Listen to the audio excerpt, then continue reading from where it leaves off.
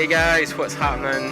Back again, another episode of Digital Artcast here in the bag, and another awesome guest on the other side of the mic. These have been coming thick and fast now. We've been trying to keep these regular, at least once a month. And yeah, kind of just basically trying to roll with the punches and speak to people when I can. Schedules conflicting, and sometimes it takes a while, but there's different things going on in people's life, and I'm just appreciative when people can take the time to talk to me. So yeah, that's really awesome. On the date of recording this, I don't know if you guys have kind of heard. I want to do a bit of housekeeping before we kick off.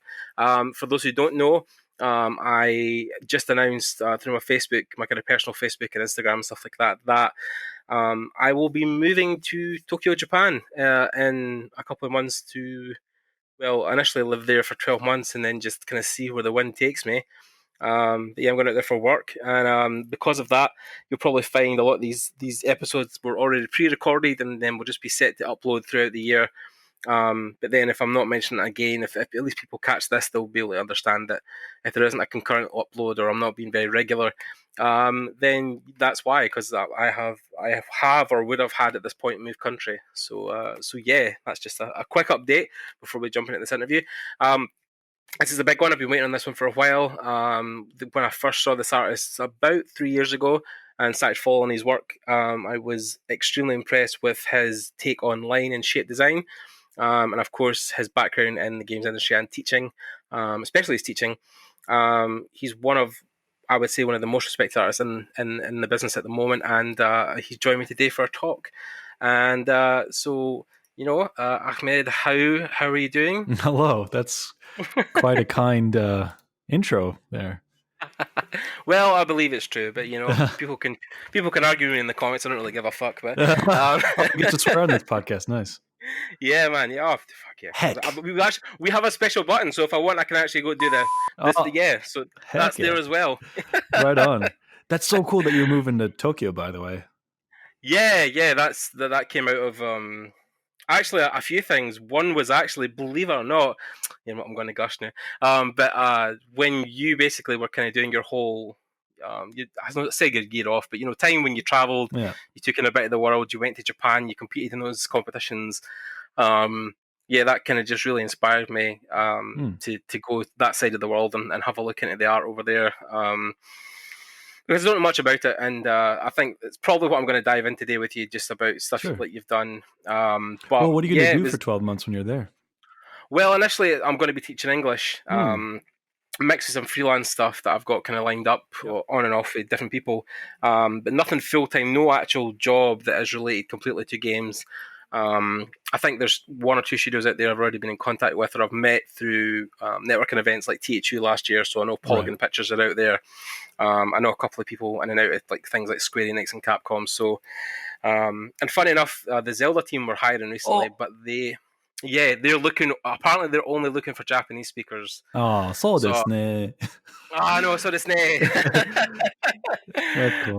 That's cool. So, it was just a thing that came kind of last minute, and I thought, why not? One of the guys I know from an event, Rich Kerry, he actually went out there last year to basically work off the tourist visa I think you get for, I think it's a year or something. Yeah. And he just went there basically to just explore the place, because his style, I'll send you stuff later, it's very I'd love to see Eastern inspired, kind of anime meets kind of Western style. So because I've dug that stuff since I think I first left my job 5 years ago now. You've been on the grind. Yeah, like a couple of years, and it's difficult though, I think, because I'm still not where I want to be, but I kind of included. Yeah, well, I included in my posts on Facebook. I was like, I left because I wanted to do concept work, specifically character stuff, more stylized, and I've basically dived around every other job, dodging my fundamentals and thinking I don't need to learn to draw. Eventually I've just got to this point. I'm like, I need to stop, clearing it. And it's like you were talking to James about it, like the unplugging router thing. Like, I think I have the exact same thing. I procrastinate constantly.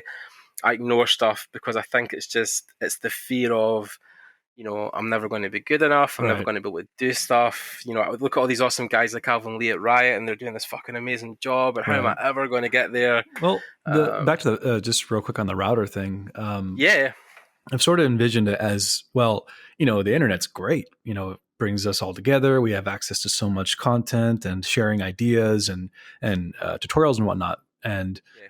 uh, but if you also imagine it as like, well, it's kind of a stream. It's a big river that has all this flowing content and all these people. But along with that comes sort of this presence, and the presence could be people's opinions or whatever. And for somebody like me who I haven't really resolved all my personal insecurities entirely, that kind of takes a toll. So feeling like I'm connected to that stream uh, is as if I'm connected to being, I guess, put on the spot or something like that. And the moment I unplug the internet or the router, Mhm. it's like a kind of relief. It's like a breath of fresh air, and I could sort of see everything around me for the first time.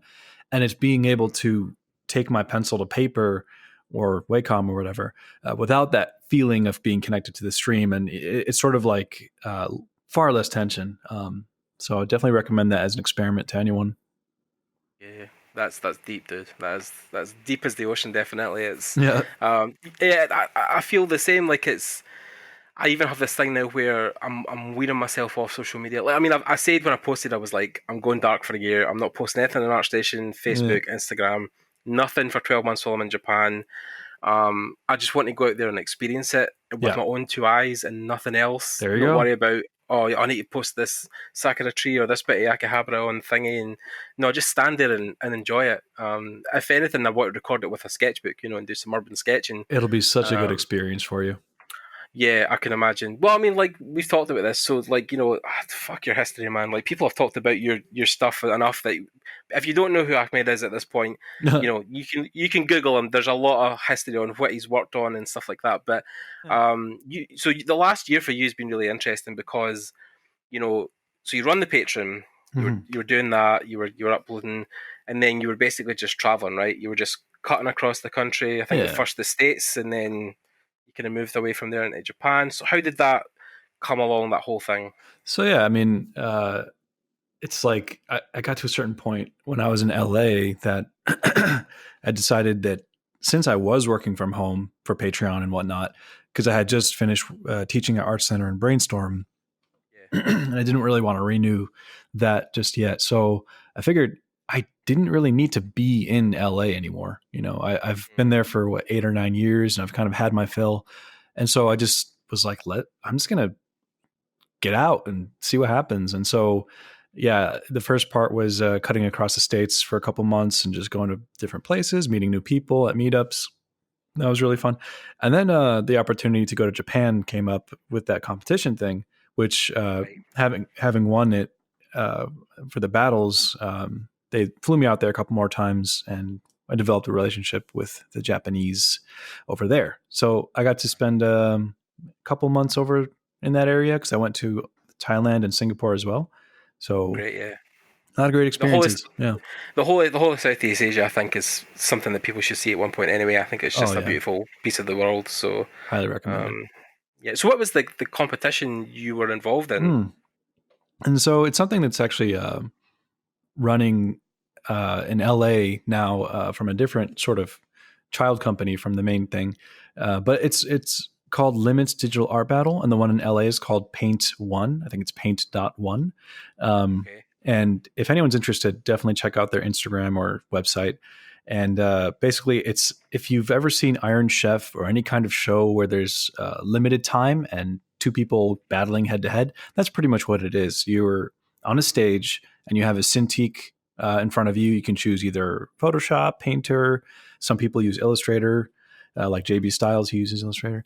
And you have this kind of roulette. And in the center, you both touch the iPad and it picks a random word. So it's two words. And whatever it is, you have 20 minutes to paint that.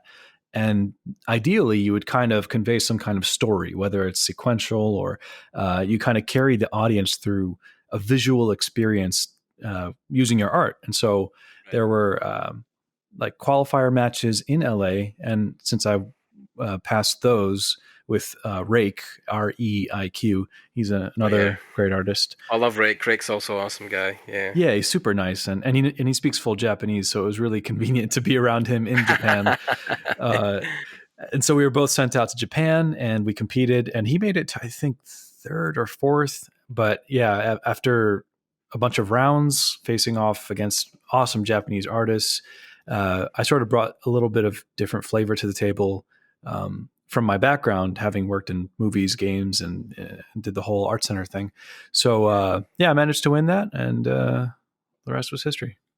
Yeah, I was just actually jumping on their website to have a quicker look, and I've noticed that you're front and center on I their main am. splash page. Oh my! Yeah, Wait, yeah. for which one? For Paint.1. Paint.1. Yeah, literally just went Oh on the my god, website that's and me. God, they picked yeah, the worst picture.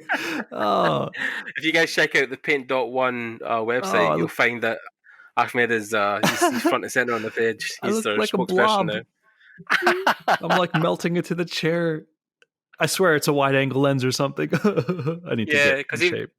there's a better picture in the bottom right. It says champions. That's got a That's better kind me. of Yeah, image. And then you're in the yeah, middle as well. I can see. Yeah, you're everywhere, man. You're yeah, killing it. You're just everywhere. yeah. Um, so then that would be an interesting because in my observation, although you might find this different because of course it is your art, but do you draw or have you drawn a lot of inspiration from Eastern styles? Because your stuff seems Hmm. to be, like I said, like I don't know if you know Alvin at all, but Alvin Lee was an Hmm. artist within Marvel who moved to Riot, and then his stuff is very like the mix of both continents. Like he's got that Eastern style mixed with the Western stuff. Is that was that a draw for you when you were building your style? Uh yeah, I'm trying to remember. Yeah, so Alvin Lee, he does like the trying to Character remember. kind of splash art stuff for Riot. Okay, yeah, now I Yeah, see it. yeah. I was also thinking of Evan Lee, which is another artist. Oh yeah, of course, yeah, yeah. Yeah, I guess my influences are definitely a mix. I mean, originating highly more from Western styles like comic books, Joe Mad, J. Scott Okay, Campbell, right, yeah, um, and a bit of more. There used to be a lot of really great sketchbooks and stuff on the forums at conceptart.org. So Luke yeah. Hollis, really, really excellent draftsman with pencil. Mhm. I think he's from the UK area. Um, Right. and yeah, I mean, I guess I had my phase somewhere in high school where I would draw a little bit of anime here and there and a bit of Right. Eastern influence. But no, I'd say mostly it's been uh, Western influences. And when it comes to painting, definitely Yeah. Leyendecker, Rockwell, John Singer Sargent, Soroya, um, Yeah. that kind of feel.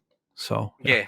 Yeah. I mean, you can see your influence in all of those. I think it's just more. I think it was where I was thinking that Eastern style was more your shape language. I felt there was Hmm. a lot of thinner, narrower shapes sometimes, and even in your characters, I felt they had that. I think your color palette as well was always to me super colorful. I thought it was more, it more jumped out the screen than a lot of other concepts I had seen for Interesting. characters Okay. at the time. So yeah, but then I think art is open to interpretation in any form, Uh so huh. people can always look at paintings or drawings from artists and say, "Oh yeah, I think his influence would have been that."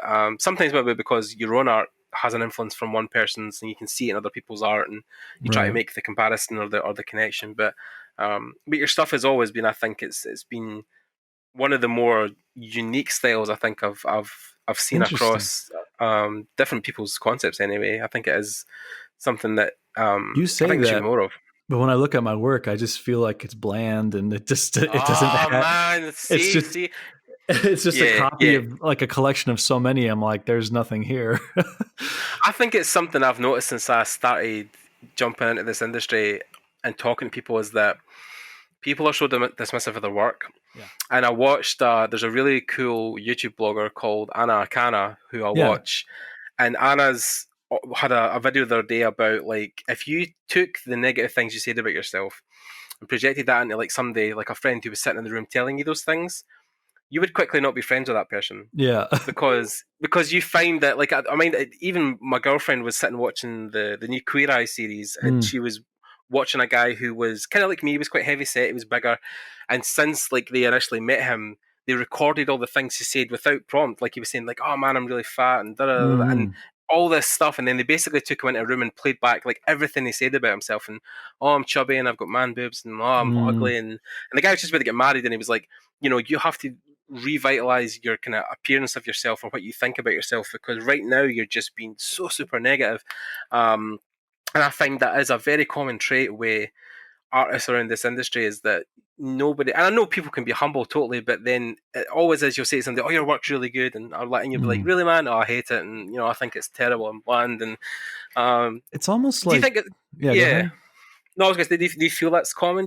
Have you seen that in other Absolutely. artists? Or And yeah, it's not just with visual arts, but authors have the same feeling, and musicians. yeah, It's just like, why can't I find the right thing to finally feel whatever?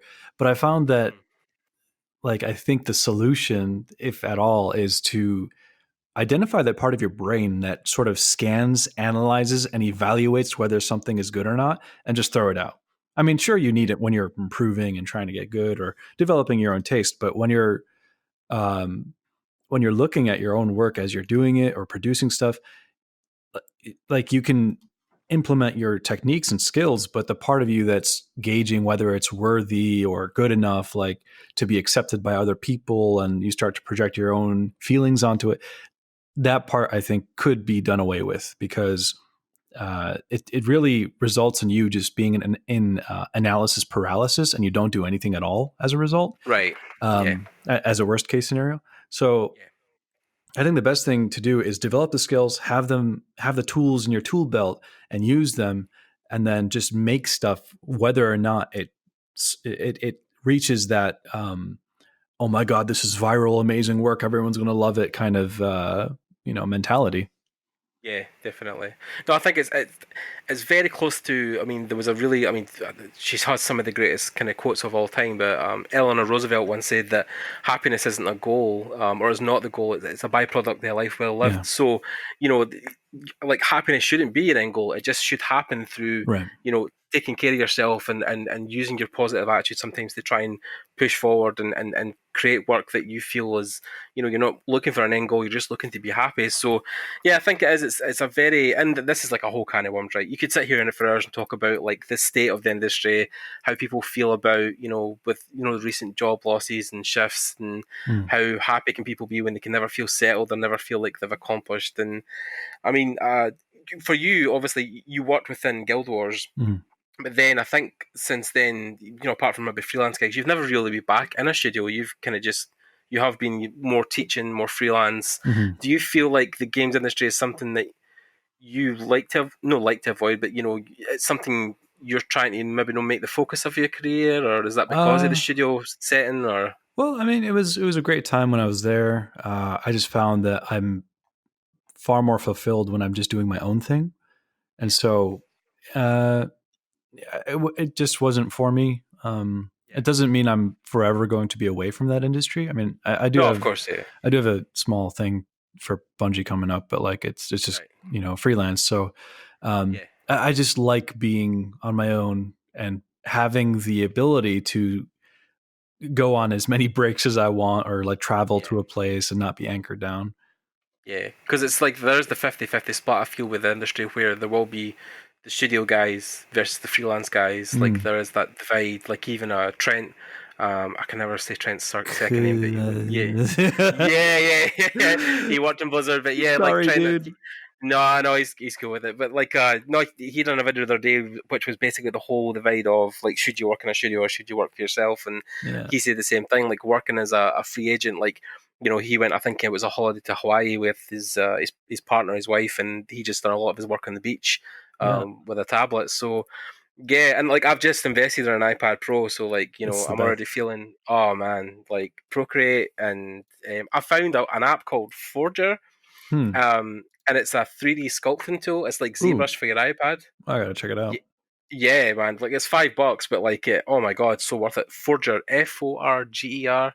It was actually Raphael Grizzetti who turned me on to the app, because I was talking about doing some quick character sculpts. And it's like, oh yeah, man, if you get an iPad, check this app out. So Mm, so yeah, like it's definitely more free and experience. And then Rich, who I talked about, who's in Japan, like he has been working for Epic Games doing some mm. character skins and character stuff for Fortnite. And all his stuff has been done on iPad in Yeah, Japan when he's been traveling. that's awesome. So yeah, Technology, so like, man. oh, tell you, man, like it used to be a thing. I think when the first companions come out, and even a lot of the Surface Pros, and people were like, "Oh, this is great! Full Photoshop. I can travel with it." But now it's getting to a point now, like just an iPad and a pencil is enough, and Yeah, you can do professional level work within absolutely. Procreate. And then, of course, Adobe this year is supposed to be launching Photoshop on the iPad, Right. so that'll be interesting. I'm curious about that, and we'll see. Yeah, I was going to say because for me, Procreate, I think because I've worked with them on and off the last couple of years, they actually used to sponsor the podcast, and Oh, nice. they used to just kind of like you would see early bills or you'd see things at events that were pushing at the time, and yeah, they seem to be on top of the engineering side of it. So I think that's the thing with them. I think is what's good is that it almost removes the technology out of your face, so you're not really worrying about it while you're drawing. Mm, The interface is so minimal and the controls are so intuitive that you don't really think, oh, where's that menu, where's that button, right. especially for I think people who want to pick up for the first time and use it as an alternative to Photoshop. Right. If you roughly know enough, you can be like, oh, I know how to draw this Yeah. line. And the brush system is really intuitive as well. So Yeah. um, If you're familiar with Photoshop, like 20 minutes of Procreate, you know how to use it. yeah, it's pretty epic. I mean, like the thing as well with working on and off it with clients and then traveling. And then obviously you're talking about like again because the last reference I had was you talking to James, but you're saying you're kind of trying to rebrand and relaunch your Patreon. Is that just like your next step, your next evolution, or the next part of your career? You want to Hmm. build that now? Is that the next thing you're kind of focusing on, or Well, the thing is, like, and this is a curse that all artists will discover eventually, is that there's really never one just thing that you're going to do and just stick with. oh yeah, Like, of at course, least yeah, if you're like me, you're always like trying to reposition that frontier line to move towards it, and make it a different thing. I guess right now, it's not necessarily just restructuring Patreon and then that. I mean, that's kind of a peripheral goal. I think right now is, I don't have a specific thing aside from making an art book, which I okay, do plan to do as my main kind of thing for the next few months. yeah, But just working on myself and trying to deal with my things through therapy and some medication and trying to figure those things out, because I don't, I can recognize being held back from myself, regarding concepts of self-worth, yeah, etc. So I just want to do away with as much as that as possible, and then just express, art. yeah. Take time for yourself, basically. Yeah, Yeah, yeah, yeah. refocus. Yeah, I mean, there's two parts to that response. One is I have a really awesome graphic designer called Spiridon that I think would love to make your book because he's worked with a lot of big artists to make their art books recently, so Hmm. he might be a guy I can point in your direction. I do have a Oh, publisher already. all right, okay. Yeah, No, yeah, no, yeah. it was actually somebody to design the actual book because his speciality is kind of actually designing the art books and Oh, okay. building. Yeah, because he's Oh, works from a okay, sure. yeah, we'll talk after. But also, with regards to therapy, Yeah. which I think people don't actually talk about enough, and I really think we should, is that I was through therapy the last, probably about 2.5, 3 years ago now since I kind of stopped. But Hmm. the year I was there talking to the person I was with, yeah, it done me the world of good. Yeah. That third party person, I think, who you don't really know well enough, but you know enough that you can disclose that stuff.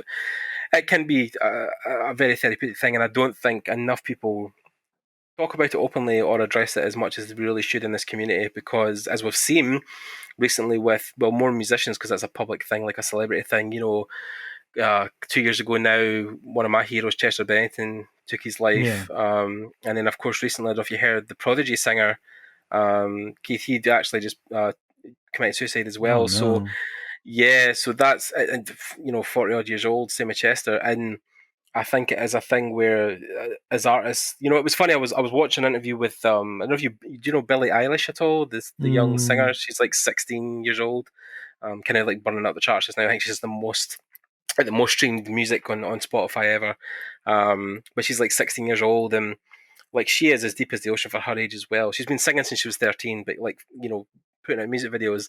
But they interviewed her once, and she was talking about like simple stuff that I've just came to terms with in my 30s, where it's like, you really should be making art for yourself and no one else, because like if everyone fucking died and like I was the only one left on the planet, I'd be left with all this work that was for other people. mm, And I was like, holy shit. And then also she was like, they were like, how do you feel now that you're 16 and you're this artist? And she was like, I just feel lonely, man. Like yeah. it's, I think as artists we always just feel sad and alone, and it kind of sucks. But like, and I'm like, oh my god, it's 16 years old. Like her eyes are open, but I don't know if it's a thing just with art in general. Like you said, like it's not just restricted to creative art. arts. That Mm. you get it with music, with film, with actors. Um, I think famously a lot of actors who have suffered with depression and stuff like that. And um, how do you feel? I think it's quite a kind of a cultural thing that's kind of taken over at the moment. Do you feel there's a lot of people Well, that are struggling with it, or absolutely, especially with artists like you know. I guess there's this idea that when it comes to therapy or getting help or improving yourself, it's this, oh, but I'm supposed to do it on my own, right? It would yeah, be cheating, or it's like it's the easy way out if I get help from someone else. So I'm going to be mm, independent and pretend that I can do this on my own, and so that's destructive in and of itself. yeah, But the willingness to say, okay, I'm not perfect, and if my friend or somebody I genuinely cared about was suffering, I would help them. If they're hungry and I got some food, I would share it. There's a yeah, certain human nature that you'd totally be willing to help other people. It's the mm, willingness to also be helped and to seek out that help, because we're all on this journey, and so mm, uh, other people have been there and are far more experienced than us, and so being able to look at where you are in life and finding a way to just hack away at the parts that are holding you back, whether it's holding you back creatively, or to find a girlfriend or a marriage partner. It's mm, like you know you have a sort of calling in the world, mm, whether it's something grand or something simple, whatever suits your taste. Um, but there's just so much that you don't see because it's in your blind spot. And to have yeah, somebody who's, yeah, like you said, a third party person who's not necessarily your family, but mm, genuinely wants to help, yeah, hopefully at least, um, it's like they can point things out, and then you kind of get a new perspective and something that you didn't even notice before. And you make a small change in your life, whether it's through baby yeah, steps or exercise. And suddenly things start to fall into place towards your goals, or yeah. maybe the first step is coming up with goals. And so getting help is definitely necessary, I think. Yeah, I felt like a trick that my therapist done at the time, which was really interesting, was where you would be explaining something. Well, for me, it was a woman, so something to her at the time, and then she would almost kind of interrupt me and say, you said 2 minutes ago, da da da da.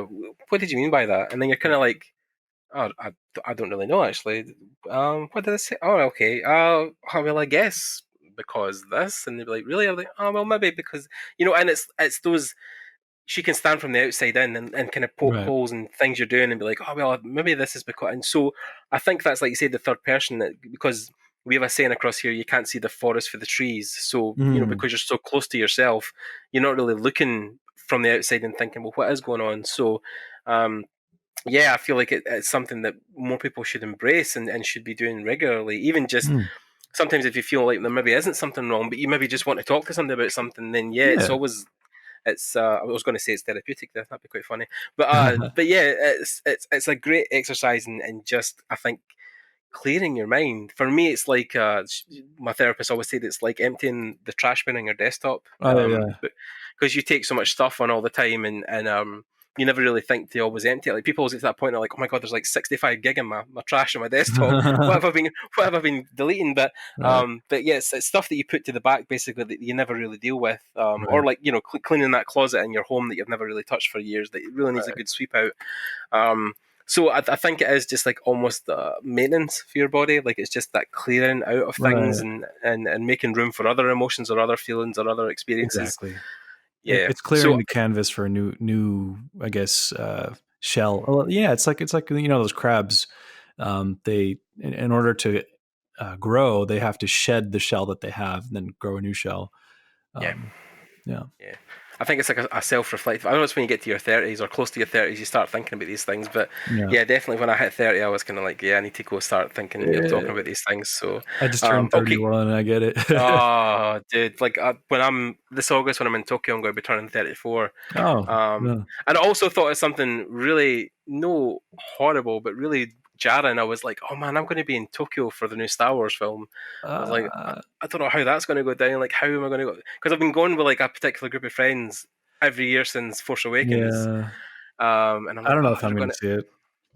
really. Oh, this is interesting because I watched the trailer last night and I was absolutely buzzing after it. Really? Oh, that's It's I'm so glad actually. I'm glad. you know, that Yeah, you'll I enjoy mean, it. like, yeah, like I think since Last Jedi, and I see, gave this up. is where.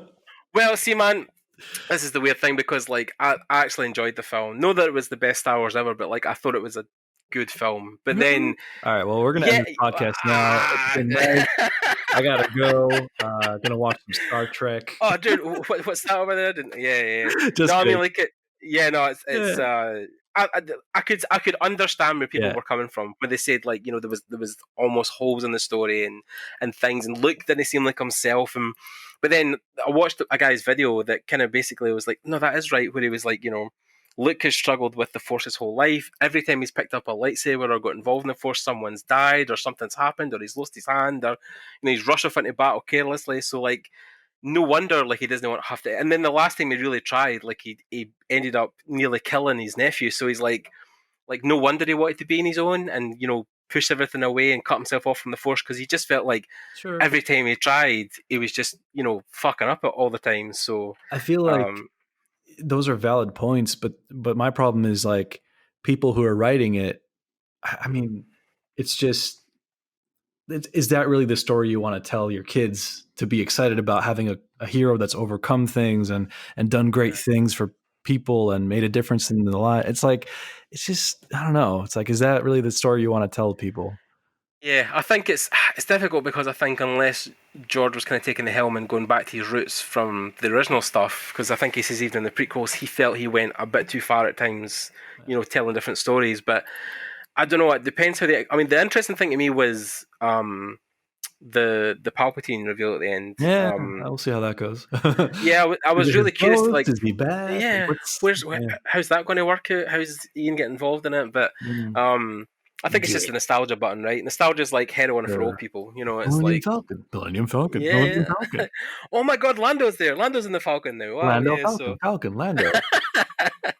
so yeah. I mean, like, I think it's just the memory is what keeps it alive. And the years Okay. have. I mean, I'm covered in tattoos that are mostly Star Wars. Oh, So I okay. mean, Well, you're legit. every year, every year on May 5th, I get a wee extra. I got maybe an R2. maybe Yeah. I'll watch the movie for you. It'll be like this is for Glenn. We're gonna go see Yeah. this movie. I think good or bad, you should always just try and experience the media, and then you can form your own opinion. But Yeah, I yeah. think it's harder when you miss the media altogether and then try to think, well, it would have been shit anyway, so why bother? I think Mm, sometimes things can surprise you, and even like sure. within, I think back in the day when the original films came out, Empire was such a hit for after the first film. Um, People were almost disappointed with Jedi, but then people see Return of the Jedi as almost like the peak of that trilogy. Mm, So I think everybody has their own opinion on sure. good and bad Star Wars, but no, Yeah. the trailer definitely hyped me last night. I wasn't as excited as I thought I was going to be after I watched that, but I was quite like, oh, this I'm quite excited now to see it. So I sort of envy that. yeah, Yeah. you've lost the first to enjoy I'm it. I mean, I jaded. don't know, man. Like even if it was just like, oh well, I love the original three. For me, like it's also a comparison of. I don't know if I've also got this tattooed on my arm, but I don't know if you've ever watched The Last Airbender. Yeah, of course. Um, yeah, so The like the series or the original. movie. Oh God! That's quite a Oh topic. God! Let's no. I mean, let's not even go like near Yeah. that movie, Bob. I've never watched it, and I never want to watch it. See, there we go. Yeah. But I've just found my comparison to you watching Star Wars. But That's true. um, Aang's original series for me is Yes. like, yeah, I is love the it. one that still to me to this day, I get to, him fighting the Fire Lord at the end, and there's still tears running from my face. But Yeah. with Korra, I just couldn't find that spark again. Right. The first series was really well put together. I think it had an interesting story, with the chi blockers. Hmm. But then as I went into series 2 and 3 and at the Spirit World and stuff, I was starting to be like, I'm kind of losing the interest Right. in this. It wasn't like the original 3 books where it was, There was a certain magic in the first Aang's thing because it just had this sense of you're moving towards something, yeah, the whereas end goal. Yeah, Korra was like I don't know, it was missing that element. Yeah, yeah. I it's think it still was, and good, which but was, yeah, no, I was going to say it was interesting because I think also it was the original, still the original guys that had done the first series, but. Mhm. Yeah, like you said, I think it almost maybe it was just even the setting when it came closer to the war's more modern time because I think with Aang it was like it was a view of the ancient Historical. Yeah, world and yeah, so also the film, I think, for a lot of people after that maybe killed it. And then when Korra came out, they were kind of like, oh, is M Night Right. Shyamalan directing this one too? Stop Fuck. kicking So, the dead horse. but but yeah, but actually, I tell you what, one of the few series that actually has revitalized my love of, well, no, that world, but something very similar to it, because a lot of the guys who made The Last Airbender now run Dragon Prince at Dragon Prince. Wonderstorm. So my friend Tim Kaminsky, who had in the podcast, he went out to AD that at Wonderstorm Studios in LA. Hmm. They're working on the Dragon Prince, which is on Netflix, 2 series now, and it's the original. A lot of the original showrunners from Airbender. Oh, nice. Um, Okay. actually, actually, I wrote a lot of the original voice actors from Airbender as well. So the guy who played Sokka, You mean Katara's Soka? brother, Sokka. Sorry, I keep saying Sokka, but I think it is Sokka. Sokka. Yeah, But but in the movie they called him Soka or something. oh god, You yeah. idiots. So much whitewashing in that film as well. It was ridiculous. Like, oh my god, because I think it's like the different elements are all from different parts or representations of parts. Like the air nomads are like, Tibetan Buddhist monks, and Mm, then the water tribe is Inuits, and then you've got the Fire Nation, which I think is supposed to be based off Indian culture, or mm. somewhere around that nation, and then the Earthbenders are like the more Southeast Asia, China kind of variations of kung So fu. cool. So like, yeah, it was so much. And see, what the funniest thing, when you read the book, you read about how like the powers weren't even a thing until like the last minute. They didn't actually think they were going to involve like these magic powers. And Oh. Aang was originally going to be a robot with a monkey on his shoulder, Oh but god. then the guys with Nickelodeon were like, no, it has to be a young kid because the kids won't relate to a robot. So they're like, Yeah. okay, but yeah, it's an interesting show, and I've even thought to myself, like, that would be something that maybe even would have been things that you would have loved to have done. Um, uh, the animation side of the industry as well. Is that something you've ever thought about doing as well, Hmm. apart from games and movies? Because yeah, I don't know if animation might have been, like running a show, or producing stuff on a kids cartoon or an animated Uh, show. I think if anything, with that field is, I don't like long, big, continuous projects. I kind of like snippets. So, Love, Death, and Robots was a really cool, I guess, layout of something that I would enjoy doing. Did you Okay, see that okay. by any chance? This is going to sound horrible, but no, I have not yet watched it. But there is so Ah, many people I know worked on that fucking program. Like, my oh my god, the dude. place, the Yeah. place I worked for my internship at Access in Glasgow, like they done so much work in it for parts, and yeah, a lot of artists I know have All right. done After bits this and pieces. podcast, you're gonna go. Yeah, Uh, I need to sit they're down and short watch it. episodes, but each one is a nice little snippet, and altogether, it's like an anthology of disparate stories and ideas and styles and art directors. I think I Right. wouldn't mind doing like a 7 minute thing or something like that, but because I have Yeah. all these like random ideas I want to do, and partly this is what I want to do for my art book is just like little chapters of different ideas. Yeah. Um, and so yeah, that's what I would do. I don't really like the idea of working on an animation feature at a studio for like 2 years kind of thing to Right. like that. I just want to, I get antsy and I want to like run around and do some other stuff. Yeah. It seems like an interesting thing because yeah, like it's a thing where, like I said again, it's the difference between the studio guys and the freelance guys, because yeah, I know people who would sit on a project for 5 years, like a game especially, and Game they would sit maybe, for, yeah. yeah, because then that's a long time sometimes to be doing stuff. But yeah, like animations can take, yeah, like you said, years and years and pre-production before most things get done. And And then politics get involved. yeah, Like yeah, well studio that is, politics. Oh god. oh god, yeah. I mean, it's interesting. I think even with when we went to the THU gathering last year, and Mm. we found a lot of the things in the animation industry that were getting held back because of well, basically the current presidential elect that's in the office just now, and him actually having kind of almost reign over what was getting released and what wasn't getting released, when it comes to like animations, films.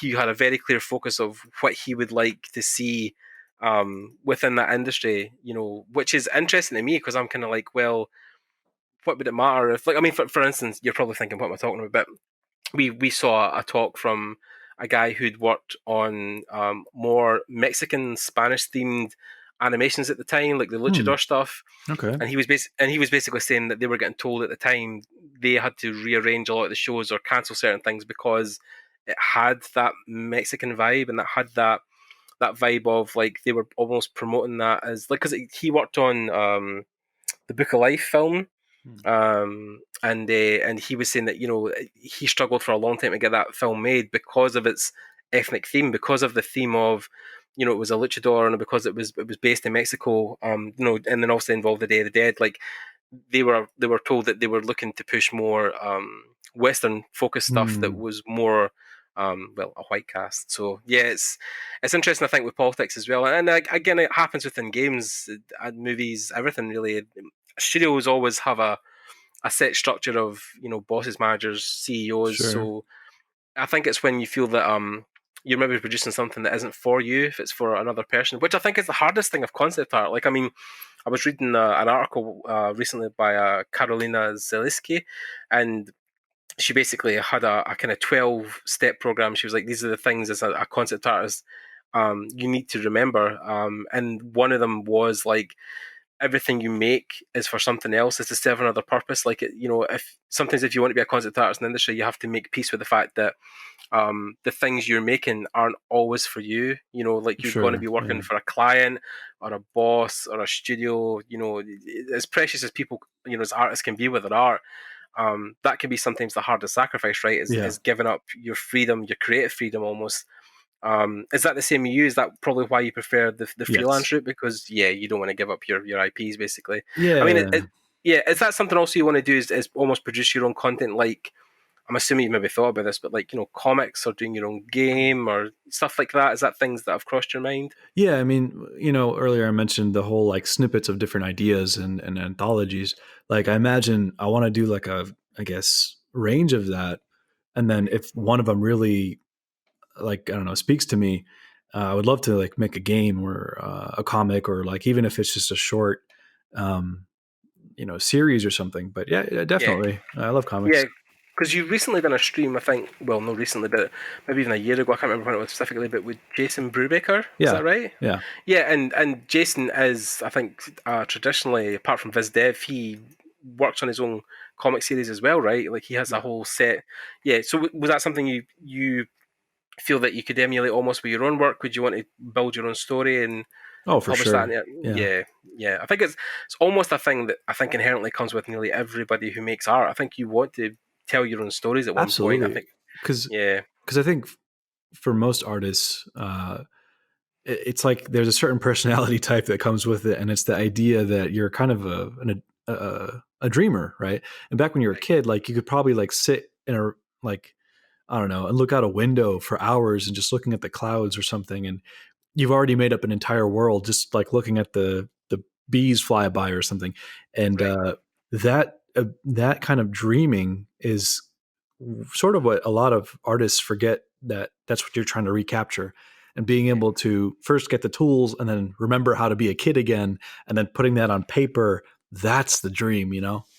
yeah, no, definitely. And again, it's something that I think when industry meets art, it almost becomes two clashing ideals that cancel each other out Yeah. because, like, it's, yeah, because you're trying to make Money. something. Yeah, money, industry, productions, deadlines, art directors, all this kind of stuff, My and ideal scenario would be to like come up with something and just sell it or option it or something to make yeah, enough to just not have to ever work again. So I could just, for the yeah. rest of I my remember you life, saying that with James. Yeah, teach and yeah. just do my thing and all that. Yeah, I mean, I think my ideal would be I would love to make one day, like, make my own version of a Zelda franchise, like make something that Yes. is, yeah, Yeah. that's you need to talk more, Alman. We need to have a go. Yeah. No, it's like because James was talking about it the other day, right? He was wanting to get into animation, right? That's his next, like, almost side hobby thing he's wanting to do. Apart from like making his short films on YouTube, like he's starting to learn to, you know, teach himself animation because thinks he would like to do something like that. But yeah, I think for me, the Zelda thing is because that's, I mean, like, Star Wars is the big aspect of my life, obviously, but I'm also covered in Zelda tattoos. So, like, you know, like, I feel that making my own game would be for me like the peak, like the pinnacle of because I mean, you're a Zelda fan, right? Oh, Like, for you love Zelda. sure. So like for you, Breath of the Wild, I'm going to I say didn't I'm going to play say it. the stupid show cover, but it was like a breath of fresh air, right? I didn't play that one.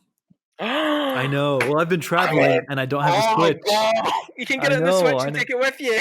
I know. But yeah, I'll eventually play it. Well, actually, I kind of resisted at first because I'm not really a big fan of big open world games. Like it's the Okay, same reason I won't play Witcher. It's it's very beautiful. Yeah. manageable. Okay. It's an open world in the sense that yeah, for Zelda it is you can go anywhere, but it's no like The Witcher because also I'm a Uh, Witcher and a Skyrim fan, and okay. like The Witcher's worlds are like It's so insanely big, like huge. it's incomprehensible. Like there's so many side quests. There was Right. somebody made a joke the other day that method actor Henry Cavill, who was playing Geralt, couldn't actually finish the shooting because he kept taking side projects. So um, like Zelda for me, when I played it, I say to somebody, it's not just the best Zelda game I've ever played. It's one of the best video games I've ever played. Mm. I think it Well, was because it treats you like an adult. It mm, takes you out for the first 5 minutes and like here's a couple of buttons and then it's like right okay go.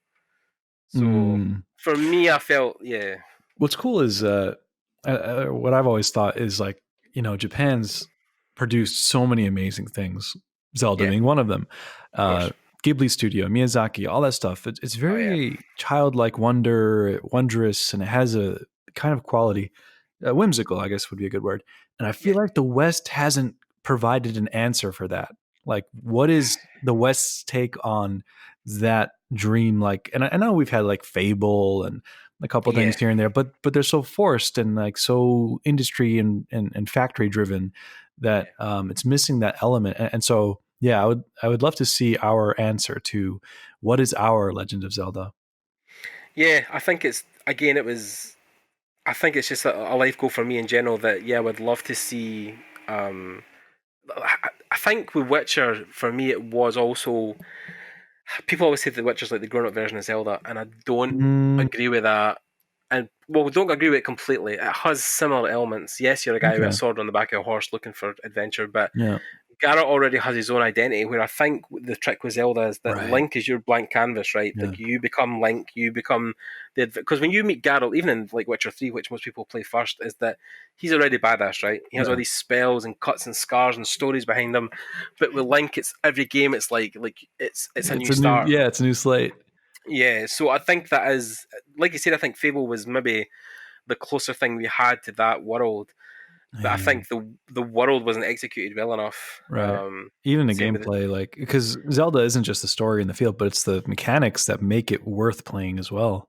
well, the mechanics in this game. I mean, one of the guys, I forget the guy's name, but a Japanese developer who basically talked about how they built the systems in that so that like the physics were almost a gameplay element of it, and like Mm. like if you found a rock or a boulder at the start of the game, you could push it all the way to the last boss. Oh my god.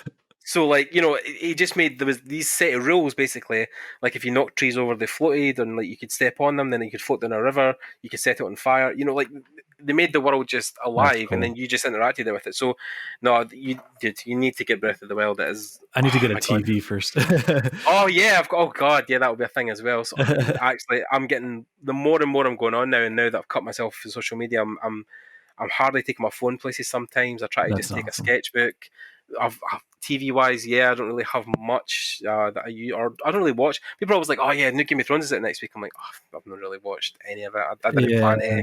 I gave up on Same Game way, of Thrones a while back. yeah, Walking Dead as well. I think I've ever watched maybe even one episode. Breaking Bad, never saw it.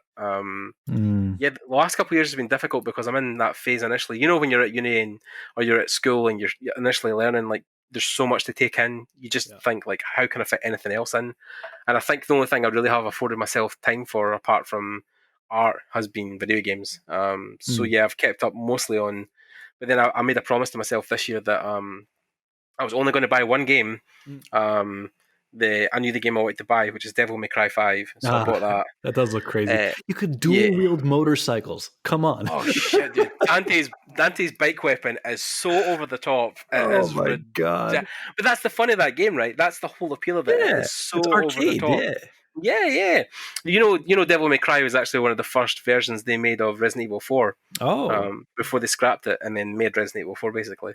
man, the Um, first Devil May Cry. Oh god, PlayStation 2. I remember that pretty clearly. Like it was the first time in a game where it goes from like kind of calmness to this sudden like, oh my god, like Yeah. fight mode. Remember when you first fight those marionettes and that music kicks in Oh yeah, and yeah. you can like The jump up in the air? Oh, dude, that was awesome. cheesy Japanese metal. It's so back for the new game, by the way. It's crazy. And Ah. then there's like a twist at the end and everything. I was like, oh my god, Ah. so but yeah, like I've basically made a promise that that was the only game I was going to buy this year, and I'm not buying Mm. it anymore. I say that though, I'll get to Super Potato and Akihabara, and I'll be like, oh my god, retro games. Must buy them all. But no, I've got enough on my. I bought a Bluetooth controller years ago for, I think it was for an iPad I had at the time, but Mm. I just recently found I can use it on my iPad Pro. So I literally had downloaded, I think, Grand Theft Auto San Andreas, and I was playing it with my Wii controller Oh on my my iPad god. Pro. So it's a mobile game studio now as well as a painting studio. So, Mm. and I've got Yeah. my Switch, like, so yeah. Man, when you're in Japan, Mhm. I frequent there, so I'll definitely hit you up. Yeah, man. Definitely. I know there's a community of people I've already kind of contacted before I went out just to say, hey, I'll be across, and if you want to catch up, Yeah. and but no, we'll definitely try and get a drawn day, and maybe even try and drag James and Steve-O across if they're ever. Yeah, Steven Zapata is also one of like my art heroes, and He's quite the character. yeah, He's trying to get me to move to New York. okay, He yeah, I'm sending. I recommended him to the battle thing because I'm actually taking a break from the battles. I don't want to go back just okay, yet. right. And hopefully he can qualify in LA to be sent to Japan. Oh, nice. Have you ever thought of spending time in Japan as a resident? Has that ever crossed your Uh, mind? while I was there, I thought about it, but the more time I spent there, I just didn't want to commit to an idea like that just yet. I still want to see more of the world first before I. Yeah, Yeah, no, but that's, it's that's definitely an idea. The weird yeah, thing though for me is that uh, it it's really great to visit, and the people are very welcoming. But living there is a completely different story, and mhm. the feeling of wanting to feel like you're at home somewhere is kind of not there. Yeah, I mean, it's interesting, I think, with different cultures I've seen across there, where there are some people I know who have maybe lived in other countries first, like South Korea, and then moved to Japan and said that they felt more at home and more welcome in Japan than they did yeah, other places in Asia. And then, yeah, like you said, some people go across and they will have a different take on Japanese people and how they approach or treat you from day to day. mm, And I think it would also depend why you were there, right? Because yeah. as much as I love the fact that I'm going to go and live in Japan, which I've dreamt about since God I was like 12 or Have you something, but been? no, I have never been to Japan. Ooh, Believe it or not. It will be very interesting to go and see what it's like, especially now I'm going to live there. Because, like I was saying, if you go to visit, yeah, that is one thing. But if I'm getting up there every day and having to get on like it'll be trains, fun. yeah, it's going to be different. I think the biggest fear I have, which sounds weird, but I think it's very warranted in Japan, is my weight because Mm. even though I've slimmed down recently and I'm not as big as I used to be, I do know they're very forward about sometimes talking about your weight, like Uh, saying, like, have you found, maybe it's just a weird rumor I've heard, but I have heard stories of people getting their stomachs poked occasionally oh, or their weight talked about. Is that something you've ever I came across? I mean, I'm definitely more overweight than the people there. So I didn't no, I didn't really get any of that. Yeah, They're very polite, especially if you're foreign, like they're not right. gonna be like, oh, you're overweight. Like they're not gonna they might like whisper it to each other, but it's like it's not even an insult. It's more like, Yeah, we're gaijin, we're different, we're outside yeah. people. And so No, what's no, normal for definitely. us is not normal for them. Yeah, I think it's just because it's such a homogenous culture, right? Yeah. It almost seems that sometimes when things come in from the outside that are different, then it is almost like, how do you address that? But then I think it's with Japanese people because they don't really like, in a sense, confrontation a lot. Then Yeah. they wouldn't call things out, to make Right. people feel uncomfortable. They would almost talk around it. I mean, there was a guy I watched called Chris Broad abroad in Japan, and he done a whole video on like, I remember he asked one of his colleagues if he had a pet, and I think the way he answered it was basically translated into, my cat may or may not be dead. Like he couldn't even Whoa. answer. Yeah, he couldn't even answer that because he wanted to be so indecisive. He couldn't even say Right. like, "I have a cat." He wanted to be like, "Well, I maybe have a cat, but it might be dead. I don't know." So like that's how, in the middle or on the fence they've got to be in a lot of things because they don't, like, as you know, in Japan, if you're very opinionated, people can quickly be like, "Oh my god, what's going on there?" Because they They're not used to they that. Yeah, yeah. yeah they They beat don't around they the don't bush. don't tend to kind of speak their mind a lot, or be very straightforward with what they're I saying. have So a handful of friends that I worked with in LA at hmm a theme park design place back when I was doing that stuff. yeah. And they're out in Japan in Osaka and Mhm. they're at Universal. Uh-huh. And like, I met up with them when I was there and they were telling me how something that would have just taken 15 minutes at a meeting back in LA takes like two Right. hours because the clients never give a straightforward answer. They kind of beat around the bush and try to be nice about things. Yeah. Even if it looks like they're about to say yes to something, at the end they're like, "Sorry, we can't," and then they're like bowing as on their way out. It's like, dude, just like you Yeah. just wasted 2 hours of my I know. I time. think it's almost like the Western arrogance, right? Like we know better to do things this way, and but then like I think it's because a lot of times when they do things like that, the Japanese people, it is coming from a very honest place of being just polite and Mm, being kind and being thoughtful of the other person. Where I feel like that's something as Westerners we sometimes lack. Like mm, because sometimes we can be so self-centered. Like sure, people yeah. always say that. I feel sometimes even myself that I don't do enough for other people, or I don't. I'm thinking about myself too much, and Mm, I feel that as a common downfall of a lot of the Western traits. It's a sure, very me culture as opposed to a we culture. right. So it's like people throw trash on the ground across here, like it's not Yeah, even bothering them. But across there in Japan, people you would won't never see think to that. do that. No, Yeah, of course, because they try to think about their community, they try to think about right. the overall population. So I think a year there would definitely do me good, just to even just open my eyes to a way of how to treat other people. Mm, Like the thing that blew my mind as well is that you could sit like a 2 grand MacBook in the middle of a cafe yep. and walk away from it for like 2 hours and come back and it would still be Still there there. Yeah. because Same people are thing in so like a respectful. subway. Yeah, If you leave your yeah, wallet on the thing, that you'll come back and find it, or it'll be returned to the yeah. station. Do you know any Japanese?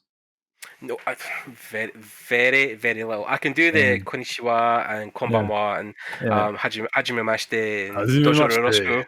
Hajime mashite, dojo yoroshiku. But yeah, I can do all the basic stuff. But Yeah. yeah, more advanced techniques. And so this is always the in betweens and Uh, the particles. And I'm using an app. Is it Japanese Pod 101? I think hmm. it's the one that somebody recommended to me, said was really good. It's a Can set you read it? of no, I started to do a bit of hiragana, Yeah, yeah. just to try and pick up. Duolingo is really good for just learning the basics of reading the letters. Ah, yeah, someone told me about that. Yeah, Duolingo and is it Drops was another I'm one. not sure, but the Duolingo thing, it's not really good for learning how to speak it, but the process that it does uses to teach you the letters or the Mhm. characters, it's pretty effective. Like I can read hiragana just fine. Yeah, Kanji, not so much. yeah, because there's hiragana, katakana, and kanji are like the three Yeah, kind of writing languages. I think is it hiragana or katakana that has like over 2,000 characters or kanji something. is the like in order to like be able to read just a newspaper, you need to know like I think 2,000 kanji at least. And there's like Jesus. 20,000 or something. And if you include like the Chinese, because its origin is Chinese, calligraphy, not calligraphy, but their Right. writing Yeah. system. And Yeah. so, yeah, it's a bit of a variation on that. Yeah. Jesus, yeah. I Mhm. think it's almost like a daunting task because I think with most languages you can separate meanings and words into different things, but because even like one Japanese word could mean multiple things of Right. different variations, Right. Like it's the stuff yeah, that gets me is a lot of words are just vowels. Like for example, yeah. painting or art or drawing or something is like a. Like what? Give me a consonant. Throw a consonant in there, please. You know. Yeah, more than one syllable. Yeah, I think there's certain words where, like, because they use objectives a lot to basically describe an entire situation. Like, Yeah. rather than say, "Oh my God," like it's that's amazing or how wonderful, they would just use the word "sugoi" Yeah. a lot. Like, And "Oh, you sugoi, yeah. sugoi," yeah, like that's amazing, it's wonderful. Or "oishi" for delicious Yeah. or tastes very good or. So it's going to be a very interesting time. Although I've been told with Tokyo especially, like Shibuya and stuff in Shinjuku, where we'll be located, with the Olympics coming up as well next year. It's going to be very Westerner friendly. So Sure, there's yeah. going to be a lot of English signs. There'll be people trying to learn a bit more English for tourists, and Sure. Yeah, if but you're then gonna also be in yeah. Shinjuku, Shibuya area, English is fine. But if you're going out to like Kyoto, you might want to brush up Oh a little God, bit. Yeah. I think we're going to try. Well, we're definitely going to cross to Tokyo Disneyland at one point, and Tokyo Easy. Disney Sea, Yeah. because I've been told they're amazing. But also, my partner is a Harry Potter nut, so Nice. I'm going to go to Osaka to see the Universal Studios lot across there. Yeah. Yeah. They Nice. have a Wizarding World and other many awesome things. Oh my god! Next year they're opening Nintendo Land and Universal. So I'll be there for that. oh, dude, I'm like, oh my Nintendo god, Land. I want a picture with Kirby. real life Mario Karts and everything, and a whole castle, a whole Zelda dungeon to explore as well. Apparently, What? it's gonna be a whole life size Why Zelda did it take dungeon. so long to make this? I know. Well, 2020 is apparently the year of release for the Nintendo park in Osaka, so I'll be there queuing day one to get in it. So, Awesome. oh my god, man, I can't wait. It's gonna be so good. Okay, yeah. So that was an awesome hour of talking. I actually enjoyed that a bit more than the typical the art stuff we usually do, but I wanted to change it up a little bit because. Like I says, I think sometimes when people talk about their careers, it's like you can almost like just walk away and press a plane or a tape and just have it, playing at the mic. The industry's so hard. You gotta study this and make connections. Okay, all right. How many times have I heard this? Yeah. Do you know perspective? You don't know perspective, brah. Yeah. How much do you even know? Like, it's like, dude, let's talk about Japan for a bit. Yeah. No. Oh my god. So yeah. Thank you, Ahmed, for coming on. Yeah, thanks for inviting me. And sorry it took so long. You've been asking for me to come on for like years now. That's fine, man. Like everybody, I've ever interviewed has always been the same. Even when I go to a lot, we went to THU last year, and Dylan Cole was in a talk, and I think Andre had been basically trying to get him on the THU lineup for about 6 years. Even when we finally felt that Joe Mad was coming last year to THU, he had to cancel last minute as well. So, are you going to Lightbox, by the way? No, Bobby Chew's the thing, right? Isn't it? Getting out to LA for me at this point is going to be difficult because even between Tokyo and LA, I think I don't know how expensive it is to get across to LA from Tokyo. Pricey. Yeah, and then I think even just getting a ticket for this show and then taking time off from work. So, but it's interesting though because I think Bobby is basically filling the gap where. I forget the name. Tina Price's event, I think, is the one he's basically trying to kind of fill in from. But I think he says he has something like 300 guests or 300 speakers at the event. A huge list, like Craig Mullins, Ian McCaig, like it's all the big names. I'll be doing a talk there as well. Oh, that'd be cool, man. Yeah, no, I think I'm definitely doing THU this year in Malta. But it's a really interesting one to go to. I mean, I was lucky I met a lot of my heroes there last year, including guys like Raphael Gozzetti and stuff. But I know this year one of my highlights is going to be Amy Hennig, who is the creative and lead writer for the Uncharted series. Cool. Before then, she was the lead writer for the Legacy of Kain series, and she wrote the Soul Reaver games and stuff like that. So classic stuff. She's had a career that spans decades, man, and it'll just be awesome to go and listen to her talk. And that actually because Andre started the THU Tokyo stuff as well.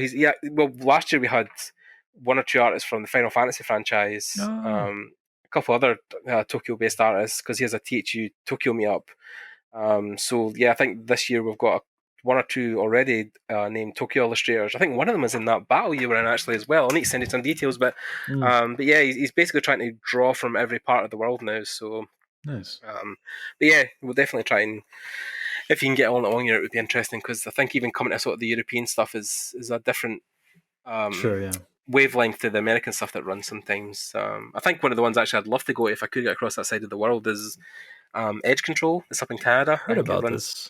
Toronto or something like that. I know Jamaro Kindred. I think he was a fan. I've gone up to it a lot. I think it was one of his bros that run the event. So, but yeah. Anyway, okay, Ahmed. Right, I'll let you go, and we'll speak to you later at one point, and we'll keep talking after the show. But for the rest of you, for everyone here who's still listening.